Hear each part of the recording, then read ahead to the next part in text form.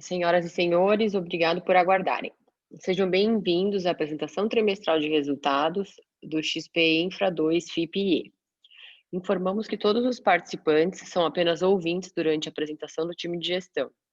Lembramos que a apresentação será gravada e a publicaremos no site do fundo nos próximos dias.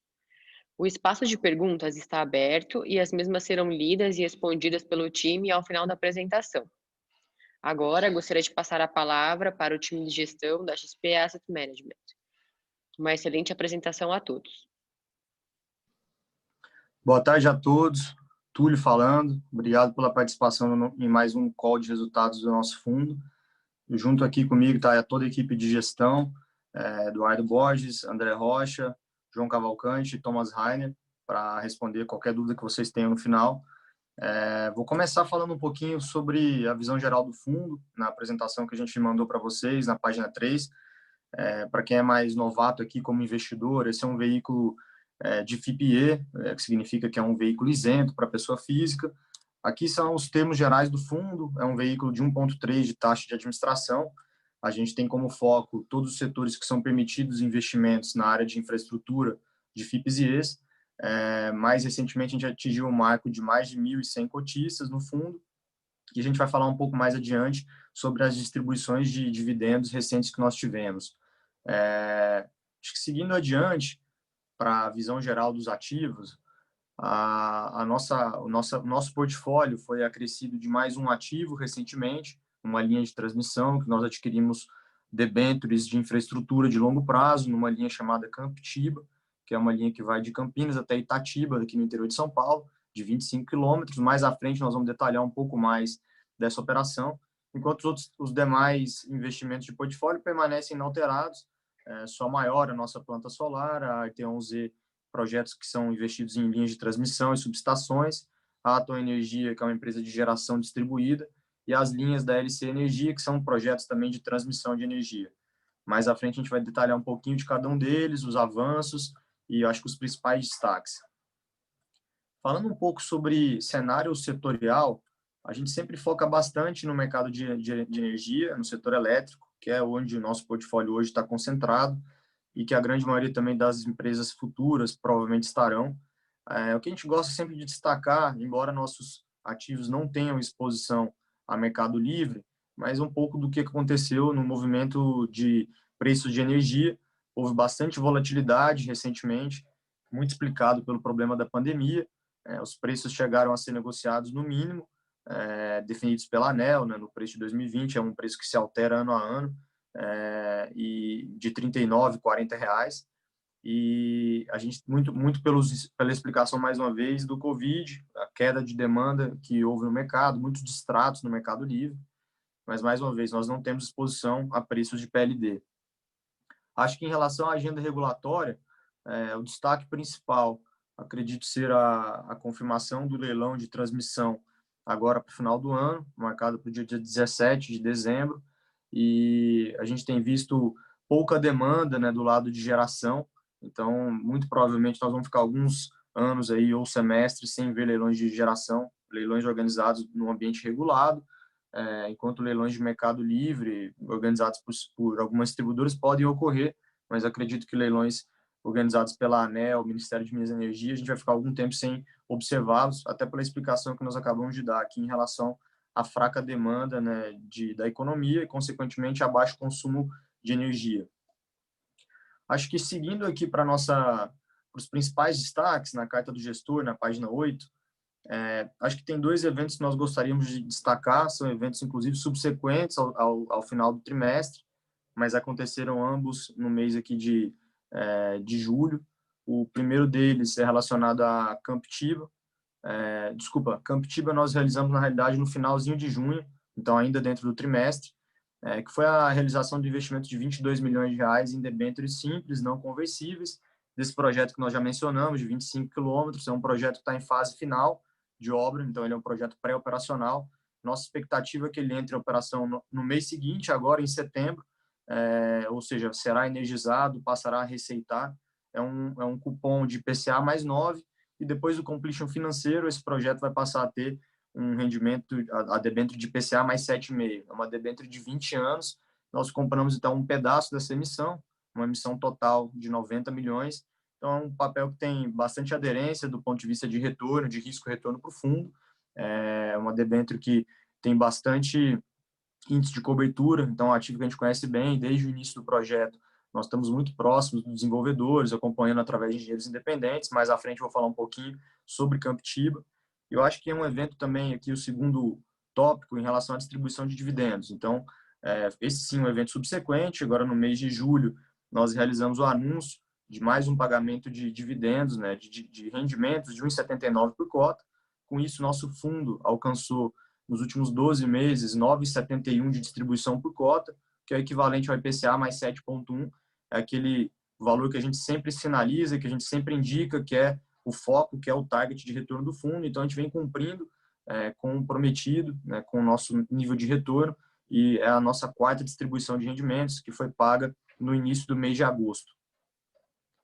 Seguindo adiante, agora entrando um pouquinho no nosso portfólio, falando de cada um dos ativos, Sol Maior é o ativo solar de leilão de energia de reserva, localizado no Tocantins, entre os municípios de Miracema e Miranorte.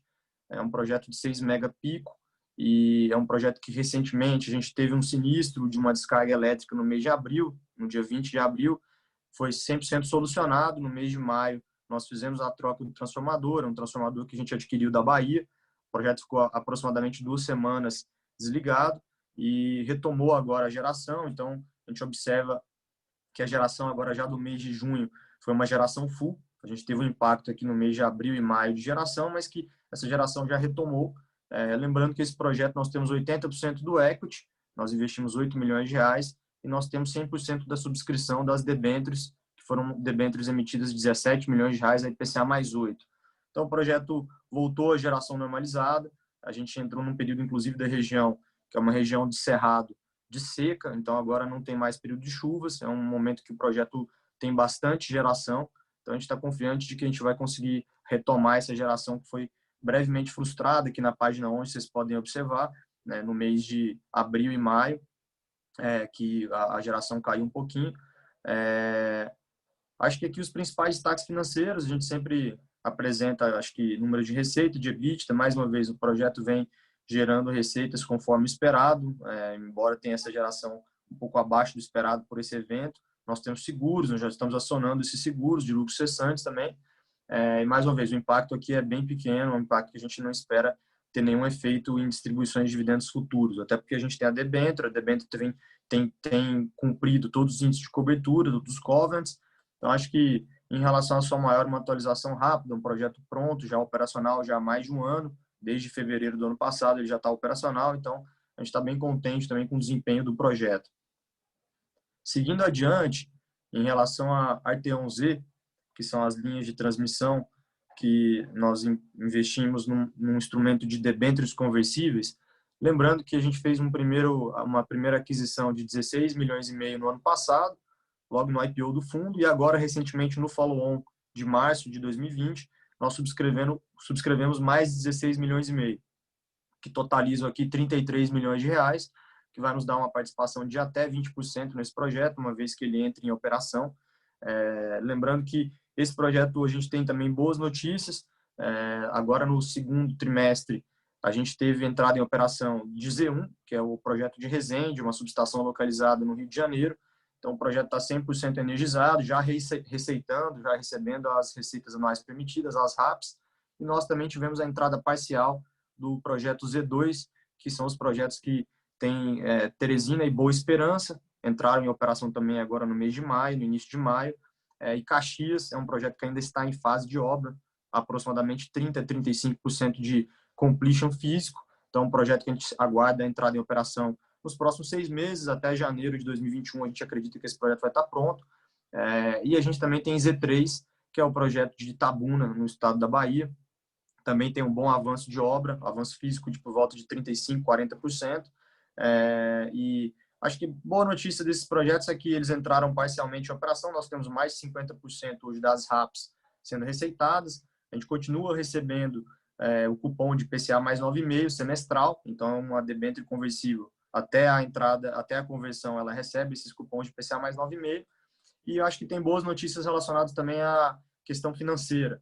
a gente tem tido desembolsos de BNB, de Banco do Nordeste, tanto nos ativos de Z2 quanto em Z3. Então, evento subsequente também, recentemente, na semana passada, a gente teve um desembolso de 16 milhões de reais no nosso projeto de Itabuna, do BNB. Então, um projeto que tá praticamente fully funded, está em fase final e de entrada em operação. A gente está bem contente, embora os impactos do Covid foram sentidos em algumas obras, a gente não espera atrasos significativos, relevantes, coisa de 30 dias, de 45 dias, que seria a entrada em operação no final desse semestre. A gente retardou aqui para primeiro trimestre, né, provavelmente em janeiro de 2021. Então, não é nada material também, os projetos estão entrando em operação conforme esperado.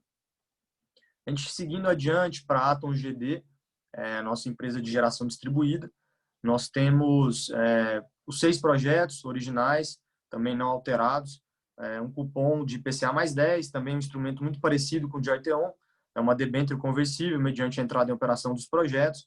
Nós temos 4 projetos em operação, tivemos boas notícias também essa semana em relação à energização de Enel Goiás, uma planta que a gente tem em Bela Vista de Goiás. Então, finalmente, nós vamos passar a receitar, vamos ter receitas nesse projeto. Ele estava pronto, mas ainda não tinha sido energizado. E também tivemos boa geração no projeto de Celpa, no estado do Pará, na cidade, município de Marabá. Mês de julho agora foi um mês recorde de geração, então a gente está bem contente. Esses 4 projetos, então, Sextans 1, Enel Goiás, Celpa lá em Marabá e Semar, são 4 projetos, todos receitando, entrada em operação de todos eles já. E os outros 2 projetos que estão em fase de obra, que é o nosso projeto da Electro, no município de Três Lagoas, e o projeto também de Sextans 2, é um projeto que vai ser realizado em Pirapora, no município de Minas Gerais, que estão todos em fase de desenvolvimento. Então, aqui a gente teve, inclusive, um evento de pagamento de juros. O ativo fez aniversário de 1 ano, o Atom GD, foi pago, então, 4 milhões, um pouco acima de 4 milhões de reais de juros. Inclusive, foram esses juros aí que ensejaram no pagamento dos dividendos que os cotistas receberam agora no início de agosto. A gente olha aqui na página seguinte, na página 16, a geração dos projetos. Então, acho que o principal destaque que eu dei, que não aparece aqui no gráfico em junho, mas no próximo relatório vocês já vão observar, que foi um bom desempenho do nosso projeto lá de Celpa, no município de Marabá, enquanto o Sextans 1 também tem gerado de acordo com o esperado, um pouco acima, inclusive. Então, acho que a gente conclui aqui a parte de Atom e segue adiante falando sobre LC Energia. Acho que também na página 18 a gente consegue relembrá-los aqui sobre a estrutura desse projeto, também muito parecido com a ET11 e Atom, debêntures conversíveis. Então, nós temos essa estrutura de senioridade enquanto a obra ainda não foi concluída. Recentemente temos boas notícias, né? O cupom também, relembrando, é IPCA mais 9,5, um montante de 55 milhões e 600. Nós tivemos boas notícias em relação ao nosso projeto de Feira de Santana, que é o projeto da Bahia. O BNB assinou o contrato, isso é um marco super importante para o projeto. Então, agora a gente tem o projeto assinado, e agora a gente está muito próximo também de Simões, que são os nossos projetos do Piauí, da assinatura. Com isso, a gente vai ter os 2 projetos na região de BNB assinados, enquanto Colinas, nós realizamos o desembolso de 45 milhões de reais de um empréstimo ponte. Então, esse projeto hoje se encontra, como a gente chama, fully funded, ele não tem mais necessidade de capital, Colinas, enquanto Feira de Santana e Simões, a gente está estruturando esse empréstimo ponte para que também o projeto não tenha mais necessidade de capital, enquanto o longo prazo está sendo desembolsado, né? Então, o marco importante para o longo prazo é a primeira, obviamente, a assinatura, depois a emissão de fianças e começam a receber os desembolsos de BNB. Mais ou menos o estágio que a gente está futuramente vai ser aqui, o que a gente está hoje vivendo em Arteon. Então, em Arteon já aconteceram alguns desembolsos, e aqui a gente espera, então, em Feira de Santana e Simões, passar a receber desembolso também, provavelmente até o final do ano. As linhas também estão sendo construídas conforme esperado. Temos expectativa de entrada em operação de Colinas. Era também no final de dezembro, a gente passou aí um mês de atraso agora para janeiro de 21, mas a gente está muito próximo da entrada em operação em Colinas. E Feira de Santana e Simões, a gente aguarda a entrada em operação no início do segundo trimestre de 2021, em abril de 2021. Que são os principais avanços também em relação às linhas de transmissão da LC. E, por último, um ativo que eu comentei brevemente, mas que agora eu entro mais em detalhes, seria o ativo de Campitiba.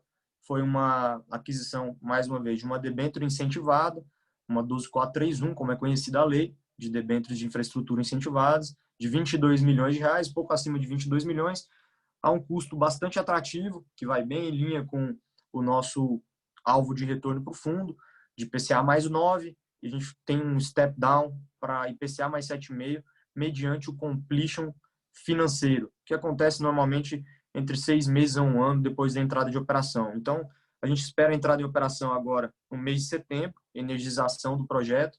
Lembrando também que esse é um projeto que está fully funded, ou seja, não tem mais demanda, necessidades de capital, realmente está agora nessa fase final de entrada em operação, então a gente está bem contente, um projeto que a gente faz acompanhamento há mais de 1 ano, com um engenheiro independente que é a Promon, e a gente tem ali como os parceiros, que são sócios 100% controladores desse projeto, uma holding chamada F3C, que é uma família que tem bastante experiência então no ramo de construção, uma família que conhece bastante de linhas de transmissão, tem inclusive uma EPCista, que é a EPCista relacionada ao grupo, chama Medral, que está concluindo essa obra. Acho que de grandes atualizações aqui, é um projeto de 20 milhões de RAP, então um projeto muito interessante, teve um CAPEX de construção um pouco abaixo de 100 milhões, então um projeto extremamente rentável, quando a gente faz uma análise muito rápida aqui de uma relação RAP-CAPEX, né, uma relação de 20%, então é uma relação muito atrativa, um projeto que a gente tem bastante conforto de continuar com ele nesses próximos 20 anos, carregando esse papel. Eu encerro aqui, então, a atualização breve dos ativos, uma atualização breve também setorial. Abro para perguntas e respostas. Fiquem à vontade. Vou abrir também aqui agora o chat para ver se já recebemos alguma pergunta. Por favor, fiquem à vontade para perguntar aqui, para falar qualquer coisa, qualquer questionamento a respeito dos ativos, a respeito do fundo. Tá, todo o time de gestão aqui à disposição. Mais uma vez, obrigado.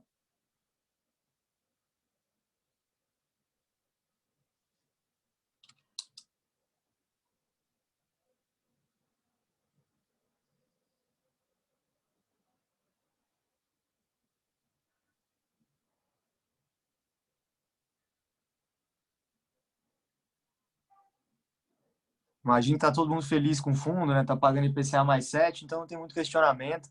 Mas, mais uma vez, pessoal, agradeço a todos aí pela participação. O time de gestão está sempre à disposição através do canal de RI e também muitos de vocês têm nossos contatos, e-mails diretamente.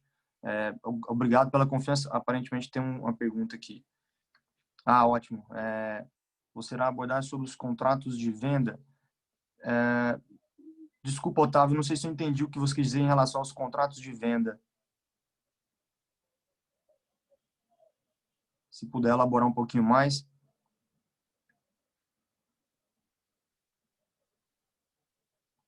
Bom, recebi uma pergunta do Mansur em relação à próxima emissão. Infelizmente, a gente não pode, pelo período de silêncio, Mansur, comentar a respeito da nossa oferta, que o protocolo ainda corre na CVM. Então, como a gente não tem a aprovação final, a gente não pode comentar, peço desculpas, mas em breve espero que a gente tenha essas aprovações e possa divulgar maiores informações, fazer calls com os potenciais investidores.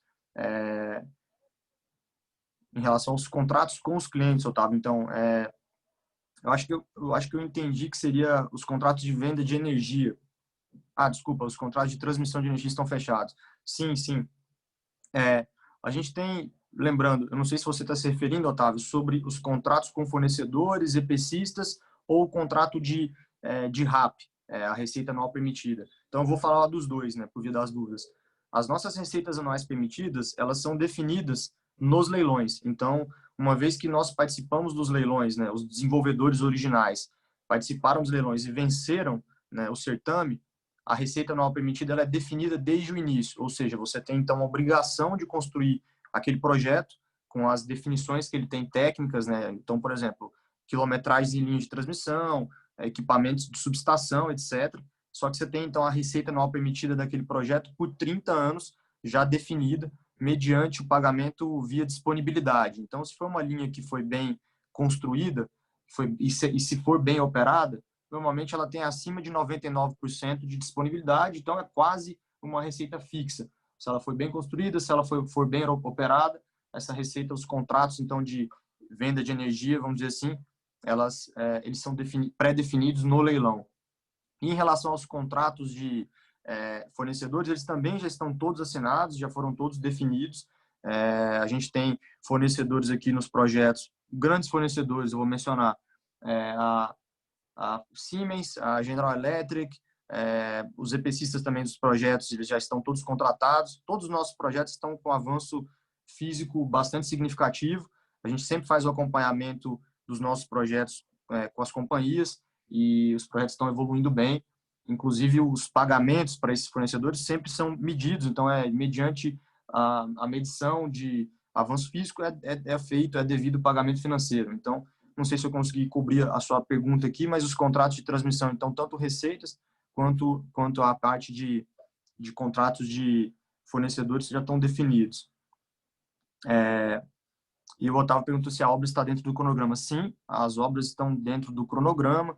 Pequenos desvios, Otávio, mas que não impactam na data de necessidade de entrega, que são as datas de necessidade da ANEEL, porque a gente está antecipando, na grande maioria de todos os projetos, a gente está antecipando a data de entrega da ANEEL. Então, a gente tem bastante gordura nos nossos projetos, nada que esteja em risco aqui, mais de 6 meses de gordura em todos os projetos. Agora, é interessante entregar o projeto antes, porque a gente começa a receitar a RAP antes. Então, a gente sempre fica muito atento aqui. Foram pequenos desvios muito explicados aí pela questão toda do Covid, né? Mobilização de equipes. Muitas vezes a gente teve casos, infelizmente, de Covid. Felizmente, nenhum óbito dos nossos funcionários, mas a gente tem que agora diminuir um pouco, tem que aumentar o espaçamento entre os funcionários, né? Tem algumas medidas que foram tomadas tivemos que fazer aumento de turnos também para que a obra não caísse de produtividade e também até alguns exemplos esporádicos de fazer 2 praças de alimentação para que as pessoas ficassem, fazer turnos de alimentação mais espaçados entre elas, até mesmo chegada até as obras que eram feitas através de ônibus, agora tem que ser feito com movimentação de mais de um veículo. Acho que são alguns dos indicativos aí de que a gente está fazendo o possível para entregar a obra naquele cronograma original. Aí tem uma pergunta do Fábio com relação aos próximos investimentos. Foco será em transmissão e geração? Fábio, a grande parte do nosso pipeline, o que eu posso dar de guidance, ainda é no setor elétrico, ou seja, nos 2 setores que você pergunta aqui em relação à geração e transmissão.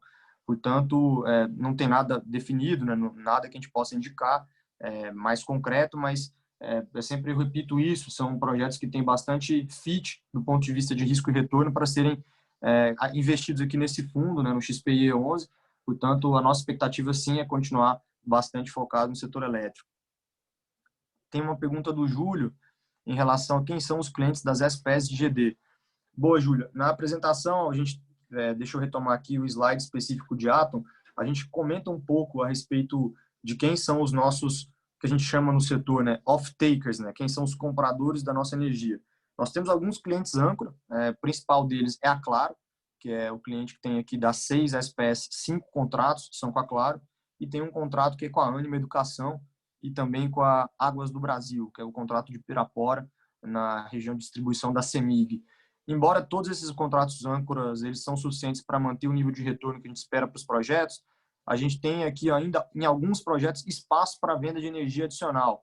Mais pouco, né? Mas, obviamente, o esforço da Atom é constante para buscar novos contratos, inclusive para melhorar o retorno dos projetos, mas sempre buscando bons nomes de risco de crédito. Então, respondendo a sua pergunta, os clientes aqui, na sua grande maioria, são a Claro, né, Ânima e o contrato com Águas do Brasil. O Otávio pergunta se houve algum impacto na RAP devido ao Covid. Não, as RAPs estão sendo integralmente pagas, Otávio, e aí tem algumas, acho que na reunião passada, no nosso trimestre passado, a gente comentou um pouco sobre a situação do Covid e o impacto no setor elétrico. Quem sentiu bastante dentro da cadeia do setor elétrico o impacto do Covid foram as distribuidoras. As distribuidoras, então, receberam um auxílio, né, de um empréstimo que foi feito por um sindicato de bancos, coordenado pelo próprio BNDES, de mais de 15 bilhões de reais. Então, as RAPs, né, das transmissoras e os PPAs das geradoras não sofreram impacto, felizmente, por esse auxílio que foi realizado aí por um empréstimo que ficou conhecido como conta Covid no setor. Tem uma pergunta aqui do Davi. Contratos de venda solar já foram vendidas? Boa, já foi respondido exatamente, Davi. Tem algum acruado ou o fundo vai pagando conforme recebe? Exatamente. A gente faz sempre o pagamento, Davi, ele ocorre mediante disponibilidade de caixa. Então, sempre que a gente recebe, ou seja, que há aniversário aqui de alguma debênture, a gente vem realizando os pagamentos. Claro que quando é muito próximo o aniversário de uma debênture da outra, a gente está falando assim de às vezes semanas, alguns dias, a gente consolida para fazer só uma distribuição, para facilitar do ponto de vista operacional. Então, sempre que a gente tiver aqui, a gente vai tentar fazer esses pagamentos recorrentes, se possível trimestralmente, é mais garantido assumir que é semestral, mas a gente tem até feito pagamentos com mais recorrência do que trimestral, né? Se vocês observarem, fizemos pagamentos em novembro, em fevereiro, em maio e agora em agosto, então tem sido bem recorrente os nossos pagamentos de dividendo, até pela estrutura que a gente tem de dívida, né? Na maioria das vezes é uma estrutura que reforça aqui a recorrência dos dividendos. Ótimo. Não sei se tem alguma pergunta que eu não tenha respondido. Acho que algumas foram aqui para dismissed, mas vou só checar aqui se eu não passei batido nenhuma pergunta.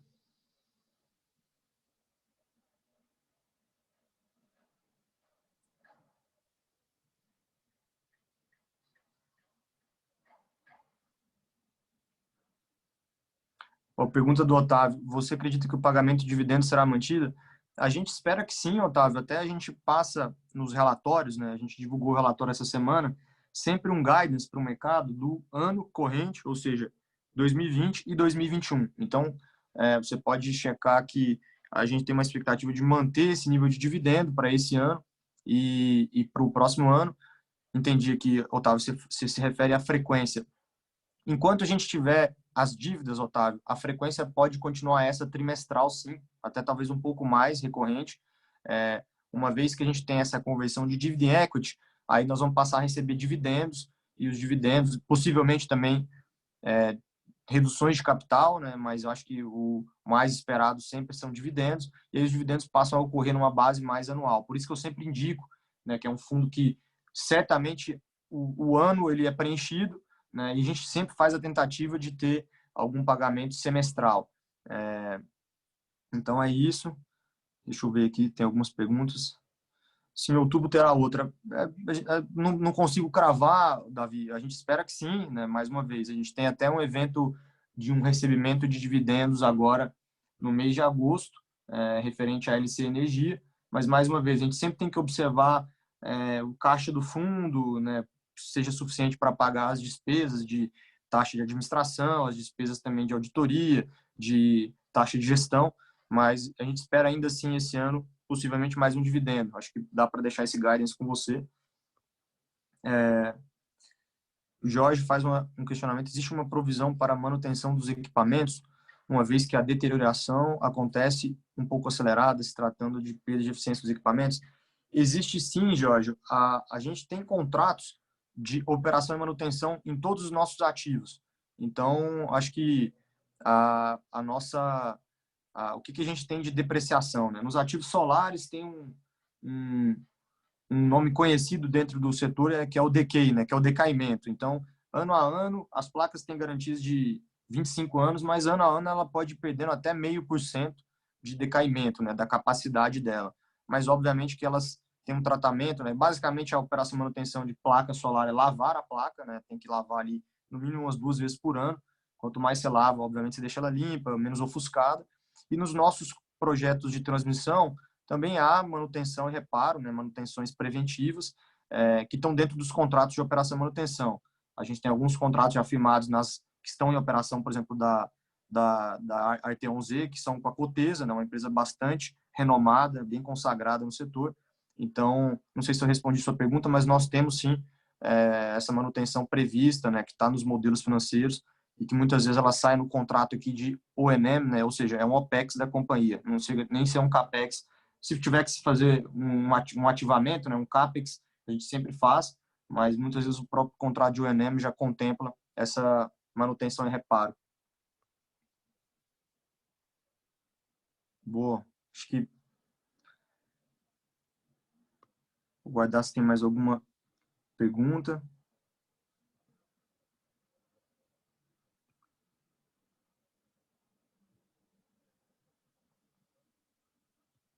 Acho que é isso, pessoal. Eu agradeço mais uma vez a participação de todos, a confiança na nossa equipe e a gente espera continuar entregando resultados, surpreendendo positivamente os nossos investidores.